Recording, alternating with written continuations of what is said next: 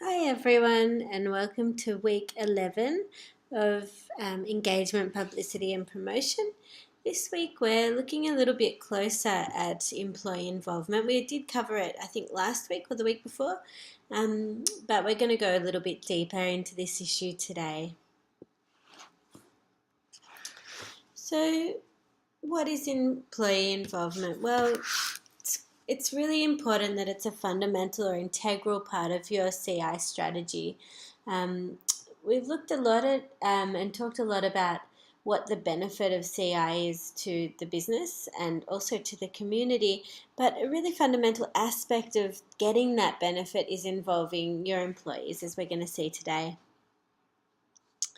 Employee involvement is the personal involvement of the employees in the communities where they work and live, and that will make your community involvement come to life because there's going to be a kind of personal or intimate connection between the people doing the work for your business in the communities and those people with the communities themselves. Because if you've got employees who are working in that area and then they're rolling out an education program or some kind of charitable work on behalf of your business, they're going to have an affinity with that place and with the people who live there. Likewise, if it's a neighbourhood where they live and they're doing the work there, it's going to be meaningful at another level than it would be if it was, a bunch of strangers doing that kind of work, people who weren't invested in those places or with those communities.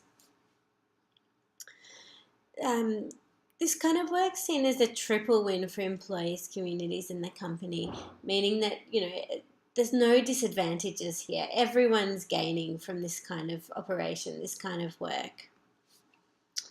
Employee involvement provides communities with this really crucial help. It's doing good work and important work that's really needed in many communities. But it's really importantly also motivating employees, as we'll have a look at in some of our case studies today. It's helping them kind of adhere to and put effort to and feel passion for their day-to-day work in the company, because it's helping them see the company in a different light, to feel invested in this company that's allowing them to be meaningful members of the community, to do meaningful work that's going to make a difference. And it's also increasing their corporate reputation, increasing their image and reputation. So it's good for business in that sense. This kind of work can also be activated as a strategic HR tool. So it's helping attain and retain staff members. Let's have a look at our first example. When we talk to managers about engagement, they always want to know, why bother with engagement? What's in it for the business? What's in it for me? We tell them it's quite simple. When employees are engaged, they perform better and your business grows. When people are engaged with their work, they're more likely to work hard, get better at their job, and stay with you for years and years. Not just stop by for a few months, then take their talents elsewhere. Thank you very much. Research indicates that engaged employees are 87% less likely to leave than disengaged. Engaged people come to work and do their job every day of the week with a smile on their face, not call in sick every rainy Monday. Recent findings show that engaged employees take an average of 2.696 days a year, compared with 6.19 days for disengaged employees. Engaged people treat their customers like royalty and tell them how great your organisation is. Not just say the things they're paid to say. Engaged people help your business to grow and grow because they share your goals and they're rewarded for caring. And how do we know? Because we've seen the proof in about 100 different organisations. Some managers spend so much time staring at numbers, they forget about their people. Some managers love talking to their people, but they forget about the business. The really clever organisations try to get a balance between the two. We find that organisations where managers talk to their people, listen to their people, reward their people for a job done well, give their people opportunities to learn, and keep their people focused on their goals, tend to succeed and grow faster than the competition, and keep on growing for years to come. We know that engagement drives performance for individuals, teams and organisations. Contact us to find out how to engage your people.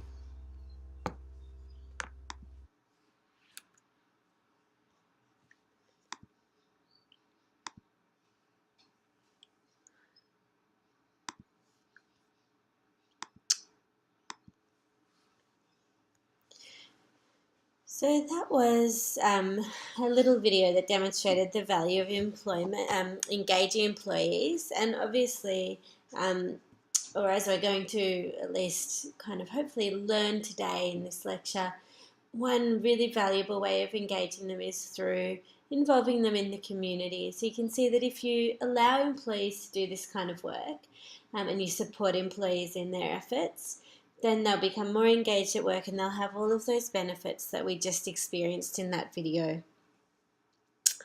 It's really interesting to note that employee engagement is almost the easiest part of community involvement or CSR to kind of enact. And that's because people want to be engaged in their communities. Employees want to do this kind of work. They want to be involved in the places that they live and the places that they work. People also really want to do good work, so it makes sense that it's not going to be very difficult to give the opportunities that we're proposing in this lecture to employees. Many companies already provide these opportunities. They might do it in the form of social days or volunteering opportunities. They might do it through secondment, perhaps to an NGO. I know a friend of mine who worked in a corporate law firm was able to negotiate to take secondment with the human rights legal practice in Melbourne, and from there she was able to eventually secure employment in the human rights area. So you could think about the ways that you could do this in your own workplace. Is there somewhere that you would really like to work that perhaps is more in line with community involvement, that you could make a case to your manager to go and work there on secondment for a period of time, just to gain that extra experience? There's three main areas of employee involvement which we've talked about before, but we'll look at again. There's employee volunteering, and this can be done as individuals or in teams. So in this way, employees are paid their normal salary, but instead of coming to work, they go off and do some form of volunteering, maybe in a period of a longer period of time, so say 1 day a week for a period of time, or it might just be a project-based agreement that they do it for, more intensive period of time until the project's complete. It can also be through matched time, which is where a volunteer gives their own time, so it's not during the workday, but the company contributes to their chosen charity an amount that's equivalent to the hours that the employees put in. So for example, just to make it easy, if an employee is paid $20 an hour over the course of a day while they're at work, and they work for 8 hours normally, but instead of coming to work, on the weekend, on a Saturday, they spend 8 hours volunteering at their chosen charity, then their employer will put in $20 an hour over 8 hours in support of that charity. So they're just matching whatever the employee has donated in time, basically, in terms of their salary. There's also matched funding, which is where an employee might raise funds in some way for a charity, so maybe through a fun run or some other kind of fundraising activity. And then their company donates the equivalent amount to that charity. So if the employee raises $500, the company will put in another $500. so that the charity gets 1,000 altogether. Let's have a look at another example from the Bank of America. Here, strategic volunteer efforts are aligned with philanthropic priorities. So the organisation's identified a few key areas where they want to give money, and then employee volunteerism is aligned with those. So people are volunteering in those areas. And these might include community development, workforce development, education, and human services. Excuse me. In 2014, volunteers at the Bank of America gave 2 million hours to charity. They mentored young people, they fed the hungry, and they supported America's veterans. In addition to giving time, employees also made financial contributions to the causes that they care about, and the Bank of America supported donations with a matching gifts program, with volunteer grants, and with volunteer release time, which is just a way of allowing staff to do volunteering and also matching the money that they raise. Let's have a look at an example.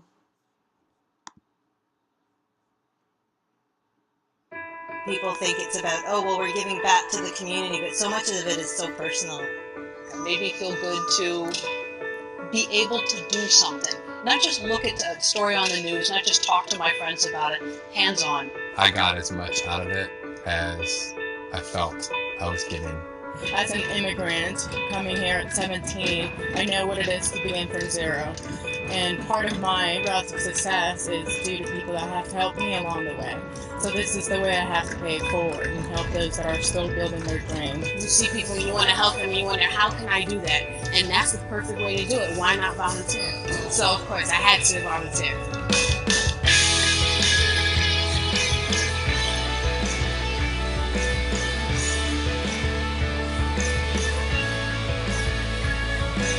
Each of our communities around the world, we're volunteering, and we're volunteering in a powerful way. It's with the skills that we've obtained as part of our development at Bank of America that we're trying to give back to the community. When our volunteers follow our philanthropic investments, the impact is exponential. It's not just in the areas of affordable housing, but it's in education and workforce development.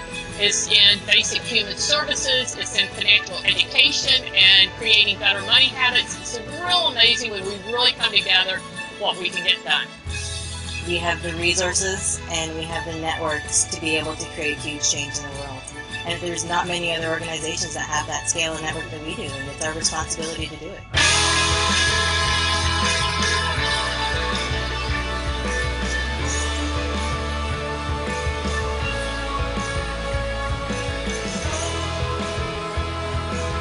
Volunteers, they take time out to help people in need, like myself. They're showing a piece of their heart, that they care about community and families. I felt good to be part of that. I was like, hey. We care about the people. We care about giving back to our communities. Service is important, and I think that working for the bank, we look around and we see we're able to do something, we need to do something, and I'm so lucky to work for a company that actually does do something. We have a goal out there for volunteering. It only increases every year, and there's pride that goes with that. I take pride in wearing my Red Bank of America volunteer shirt, knowing that we're doing something good that day.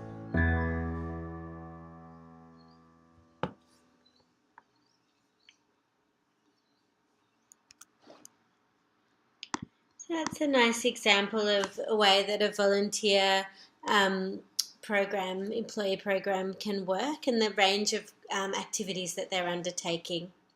So who can be involved and how can they be involved? Well, the entire workforce can be involved if you want and if you've got the resources to manage that. But it's important to note that it can take a little bit of time to set up the right business structures to include a large number of employees successfully.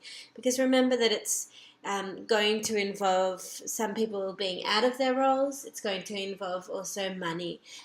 So it's not something that we can rush into. We would need to set up the right structures before we start deploying our employees. Current guidelines suggest, though, that about 30% of the workforce should be involved in one of the three ways: match funding, match time, or volunteering, and that's a sustainable amount. The size of your company, though, and where you're operating might have an impact. So, there might be greater need in some locations and less of a need in others. The cost of running the business may be higher in some locations.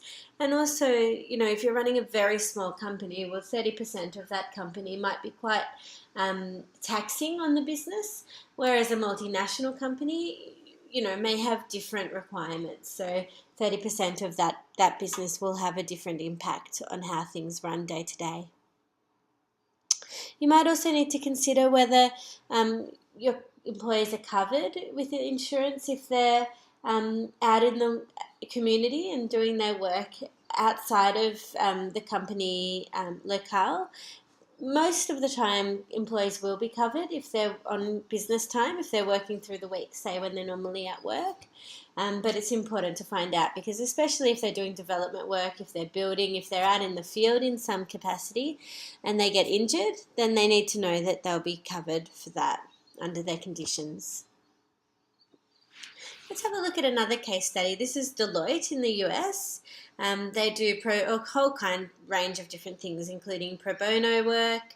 They work with non-profit organizations across the US. They do consulting work, social impact consulting, so they would deploy their employees in these specialist areas to help people in a pro bono sense, meaning that they wouldn't charge for those services. They give donations to organisations focused on youth education and on veterans. And they deploy skills-based volunteers. So these are employees who use their specialised skills and innovative thinking to help non-profits address their most pressing strategic, operational and financial challenges. So if employees have special skills, then they might come up with ways of using them in the community. They also advocate for board membership, which they do on a non-profit basis, junior board membership, and non-profit board member shadowing programs. So that's supporting people to be on boards and using their expertise to help those boards run smoothly. Let's have a look at their example.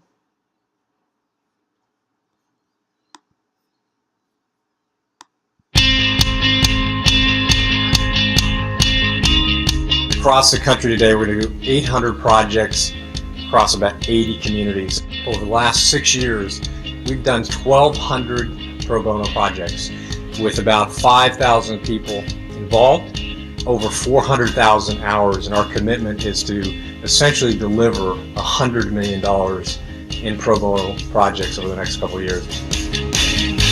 When you're out there getting your hands dirty today, your heart is going to be definitely touched by the community people you're going to be interacting with and benefiting. And I just hope you make that a regular habit.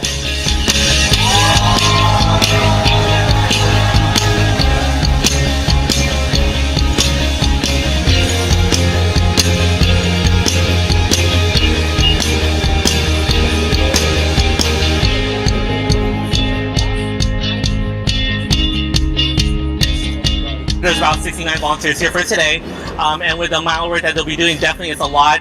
We can definitely not do any of the work that we do without volunteers. There is a world out there that does need their help. I told my clients I'll be here today, and they were very impressed and encouraging, actually. So it just shows what it means to volunteer and give back to the community. You're doing something good, and you are helping people, and that's always good.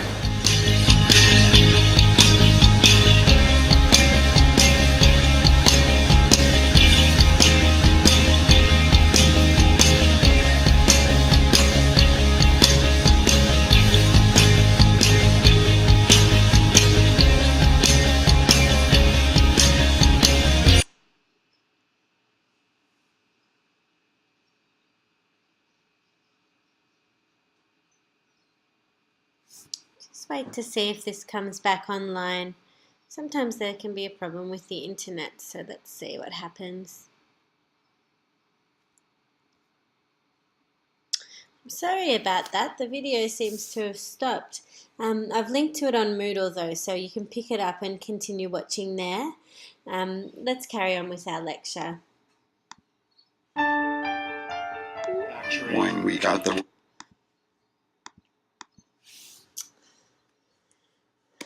So the interesting thing, just to go back to that Deloitte example quickly before we move on, about that to me was just that little moment where that employee recognised the value of what he was doing in his volunteership to his clients. So you might think that or kind of conventional wisdom might say that in a corporate situation, the idea that employees are not 100% focused on their briefs or their client base or their stakeholders would be perceived as a negative. But actually what that employee was saying was that the clients were impressed, that they like the idea, which is something that we've talked about before in previous weeks, but they like the idea that this company is doing good work, that it generates a good feeling, it strengthens the branding, it strengthens the reputation. I think that was borne out in that example.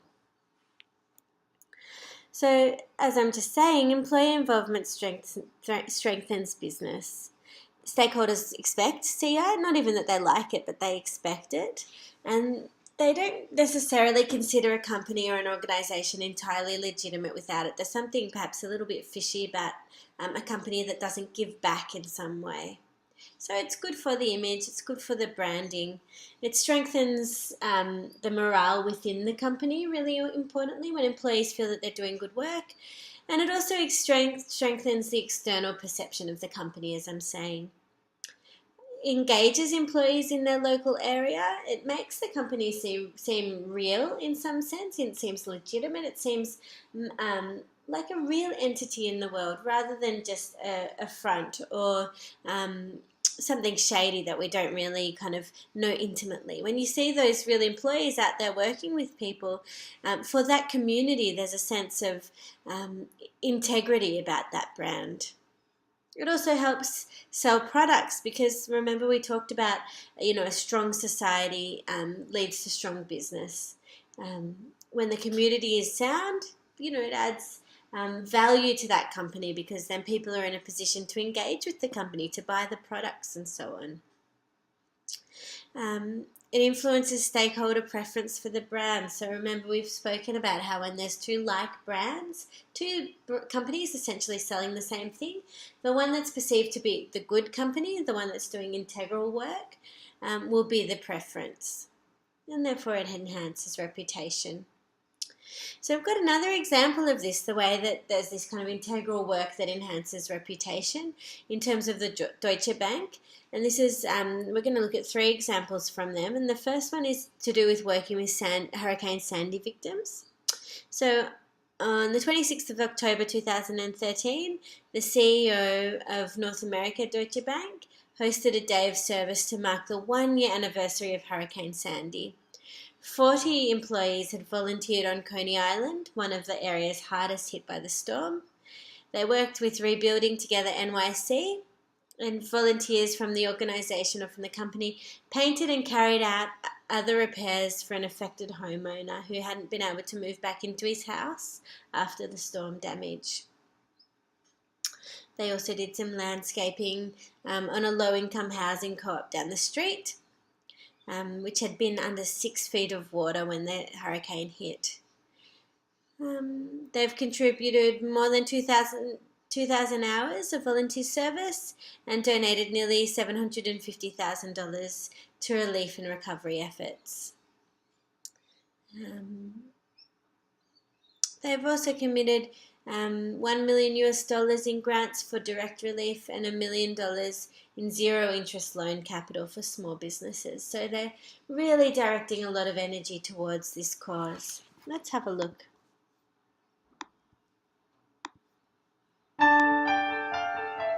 When we got the word that we were going to get hit, I was more worried about people in the community for their safety, so trying to get everybody out where they're supposed to go and so forth. Finally, we got back here in the morning, and I had to park 2 blocks away to get in, and it was waist high of water. When we came back into the house, everything was just, it was a mess.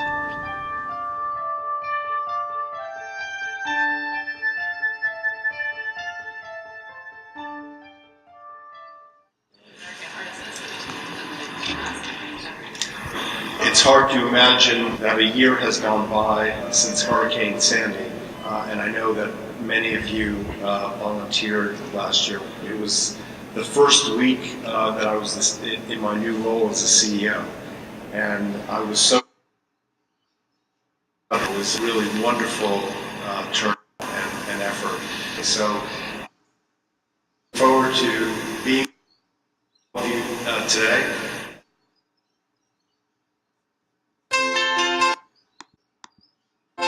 The Rebuild It Together program has contacted me a couple of weeks ago saying that I was chosen to have help from them with all its caring partners and trying to get me back into my home, which I've been out. It's almost a year. Thank you for coming out this morning. So my name is Luke McDougall. I work for Shawmut Design Construction. I'm volunteering my time as the house captain for this home. And so what we'll work on today is getting his entire first floor and a part of his upstairs repainted. But it should be a really good day. We got plenty to keep us busy, and I'm definitely excited to have everyone here. We're volunteering our time here to help Hurricane Sandy victim here in Coney Island. It's a great way to spend a Saturday afternoon. I mean, there's a lot of people who are affected by the storm, and this is a great way to give back. It's a full community approach, right? It's important to give back as much as you can, and this is a particularly special project, I think, given that we're on the 1-year anniversary. I think GoToMake does a great job getting involved with the community and social responsibility and giving us avenues to get involved in various ways within our busy schedules. It's just rewarding to give our free time to help and give back to the community to make it a better place for everybody. I wanted to volunteer for a long time. I personally was affected by Sandy as well. It makes me feel good, but it also makes me feel good to see people that are in need, that benefit. I mean, this is literally, we're painting the walls and we're building an apartment. I know what it's like to have had a home go through damage like this, so just wanted to help out.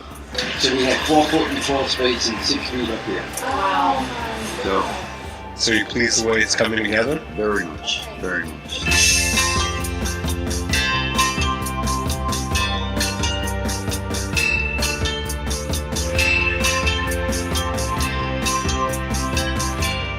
I think it's part of the culture of the organization globally. It's part of the mindset. And there's so many employees who just give them of themselves all year round. So really proud about what we're doing today. Yeah. And I think we're more excited about what we do on a consistent basis.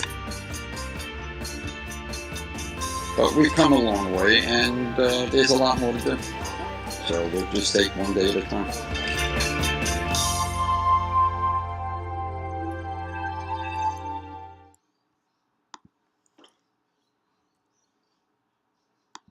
Another good example there. So the business case for employee involvement is about establishing corporate reputation and also about deploying human resources.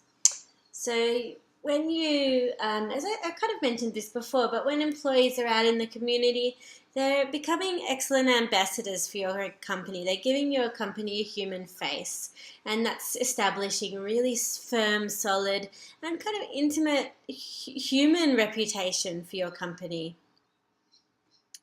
It can also generate substantial positive media coverage and great word of mouth, which is beneficial to the company. You know, these little promo videos that we're engaging with are beautiful little examples of that. You know, they've got a story to tell. It shows the employees being really actively involved in the community and doing this good work. But it can also be a strategic HR tool for recruiting, retaining, and developing qualified and motivated talent, because we looked at before how staff want to do this kind of work and how it makes them feel good and engages them and kind of attaches them to the company in this very emotional and pervasive way. So it's really a tool that we're using to develop our workforce, to keep them loyal, engaged, happy, and really fulfilled in their work. So this kind of work offers really clear organisational benefits. It promotes team spirit, it increases motivation, It improves the work environment and work-life balance because employees are getting out of their offices, they're out in the field doing good work out in the community, and it really develops employees. So the whole culture of the workplace is benefiting from this kind of thing. I really can't speak highly enough of the benefits of this work. And I think that threefold benefit is really apt here. The employee is gaining a lot, the community is gaining a lot, and so is the business itself. There's also the aspect of personal satisfaction and development. And with the right program, employees can achieve this kind of match between corporate and personal values so that they don't feel that they're living one particular kind of life but then going to work and having to undermine their own values, but rather they're going to work and being able to uphold their desire for a better world, if you like, in the workplace. Here's the triple win module.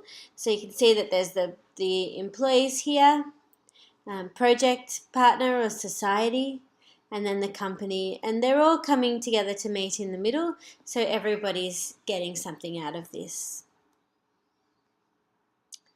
Employee volunteering, well, employees volunteer as individuals or in teams, as I said. They might get paid time off, so 2 days. And there's also the opportunity for volunteers to consist of the retirees, so people who've been in the employment but now have retired, maybe even employee families, also customers and business partners, so it doesn't just have to be the direct employees.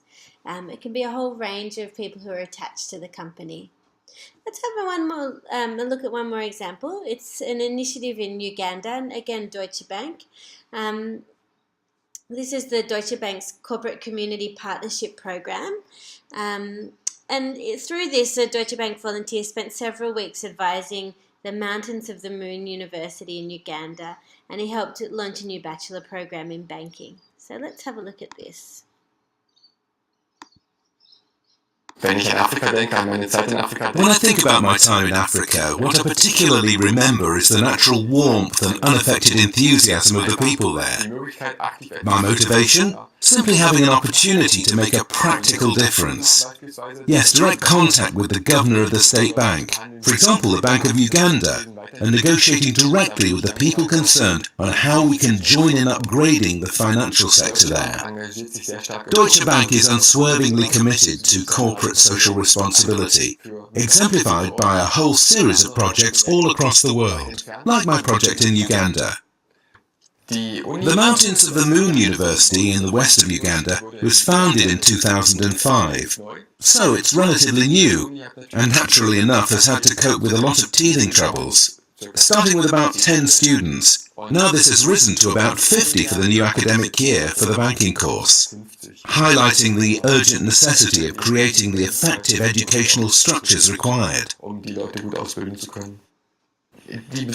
What's special about this course is its hands-on approach, and for this purpose we've developed a banking laboratory where students can prepare proactively for their careers in conjunction with appropriate internships. What interests me most, of course, as motivation is simply the issue of education, because I believe any path out of poverty on a large scale is based on education, by people who acquire the knowledge to personally develop themselves, who display career commitment. It's highly motivational, of course, simply to experience the warmth and gratitude of the people there. I think Deutsche Bank can safely say it has positively influenced the development of Uganda's financial sector, and that this project, given the network we now have in Uganda, may produce business contacts enabling us to support the sustained economic development of Uganda itself, and the whole of Eastern Africa.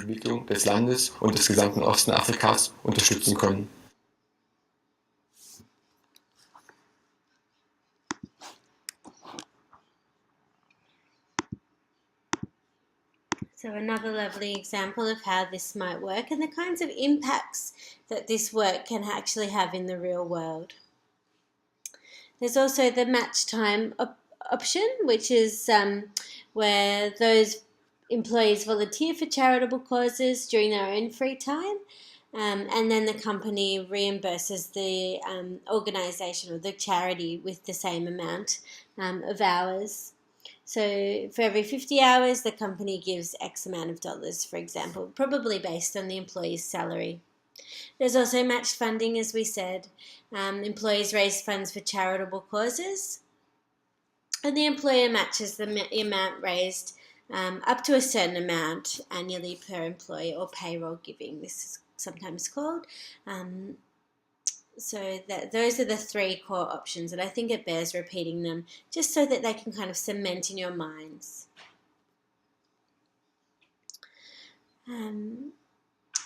Employee volunteering framework.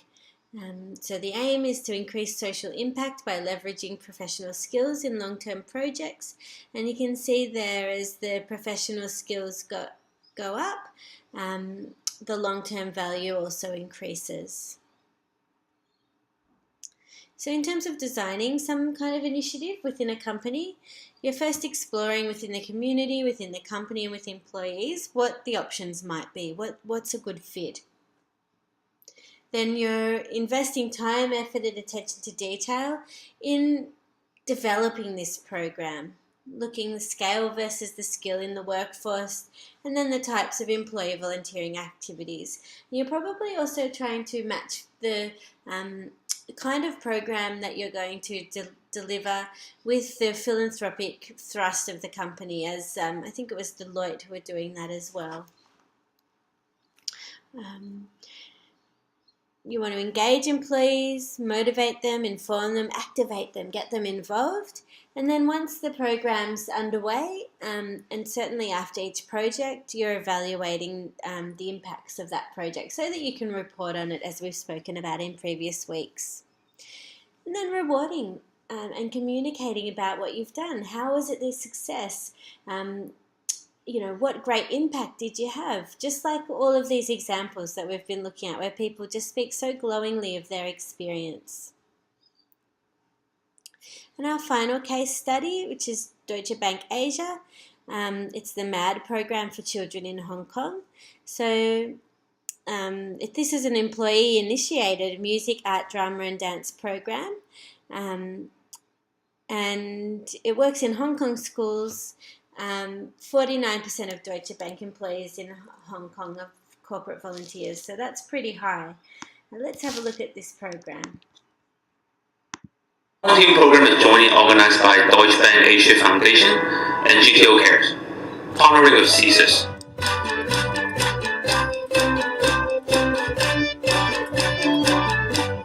M is for music. A is for art. D for drama.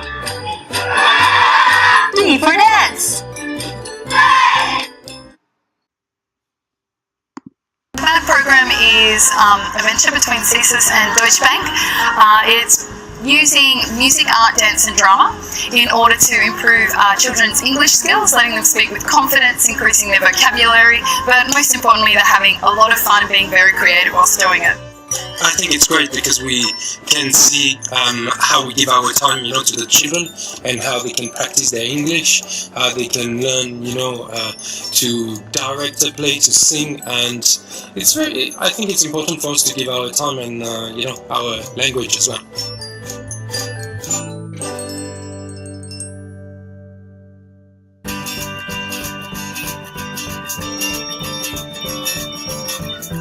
The kids are very vibrant, very active. It's really nice to play around with them, and as well as to engage in conversation. They can teach me Cantonese while I try to teach them English. It's like get to know each other better as well through the different languages. I think this class is funnier than the normal class because in the normal class we can only writing and reading. But in this class we can drama, singing, dancing and acting. I would like to be on music this lesson because I like music and the song is very sarcastic and funny.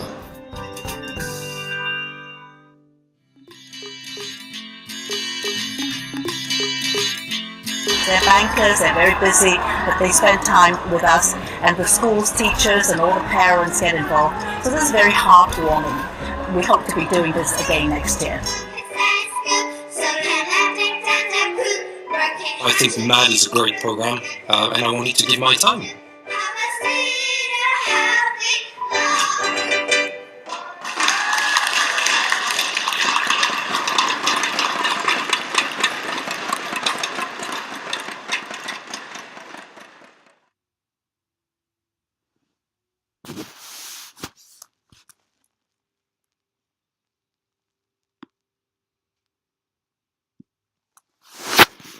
Thanks everyone for our lecture this week, and I'll look forward to speaking with you again next week. If you've got any questions, get in touch with me. I'm always here to help and support you. Look forward to seeing you then. Bye.